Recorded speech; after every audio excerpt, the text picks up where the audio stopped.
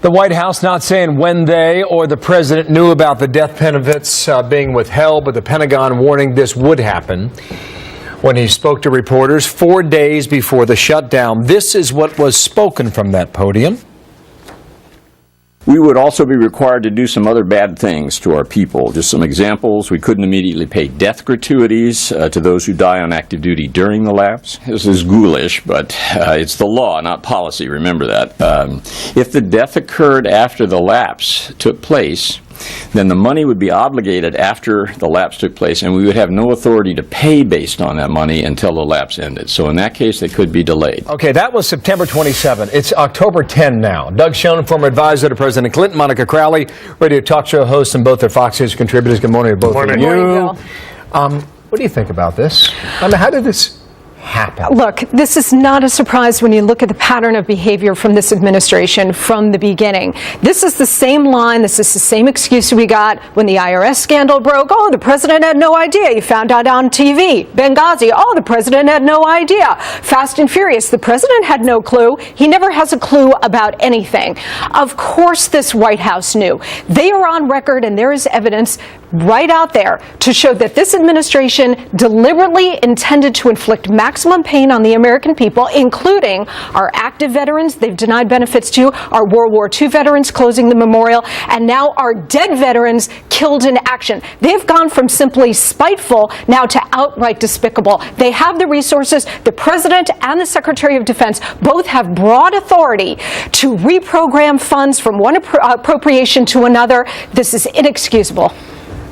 Doug, you worked for Bill Clinton in the mid-90s. I did. And you heard what Hume said last week. That Bill Clinton, he fought it was like the dog fighting to his last day to prevent a shutdown.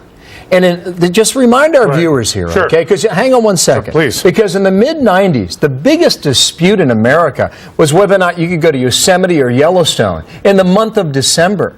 This is so far different now, and the question is, why? Well, a couple of reasons.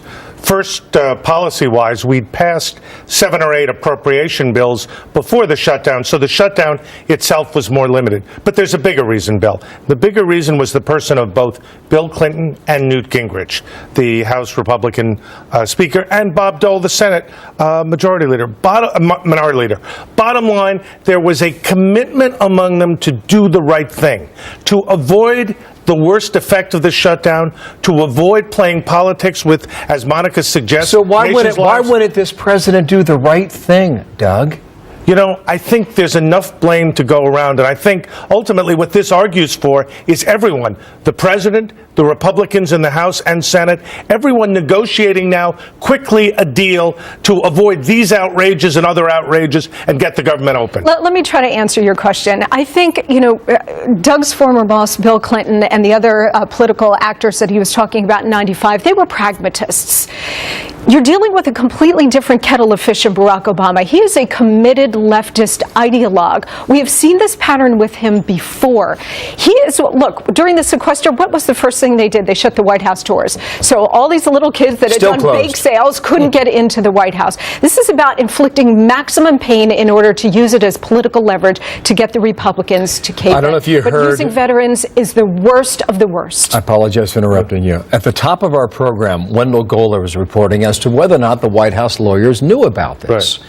Now, yesterday, we picked up this NBC report that said lawyers at Defense, Justice, and the White House all knew about this. If the rest of the media, and if we here at the Fox News Channel can match this reporting, that White House lawyers were aware of it before the shutdown happened, that's outrageous. Of course, the whole thing is outrageous. And, Bill, I don't minimize it. I don't minimize what Monica is saying.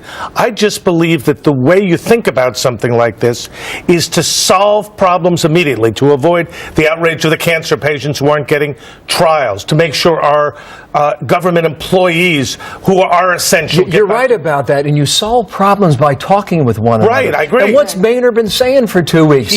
Give us a conversation. He's and right it's about, not even going to happen until this afternoon. He's right about that, but the defund Obamacare movement, Bill, you have to acknowledge, was not helpful to this process. Well, wait a minute. Those are two separate issues, because the House has passed spending bill after spending bill to fund the government, with the exception of Obamacare. But that's a big if, Monica. Including death benefits and so on. on, and still the Democrats in the Senate and this president refuse to do it. Bill Clinton even did sign some small spending bills to keep essential parts of the government functioning. This president will not do it. He is vindictive and spiteful Monica, would you agree and we full of need malice. negotiations today? Yes, no bring conditions. the president to the table no conditions. and not just full Everybody of BS. to the Let table. him actually To mean both what of you, he's talking thank you. about. The House voted 425-0 to make sure this happens. Right. It's the second time in 5 days they've had to do it.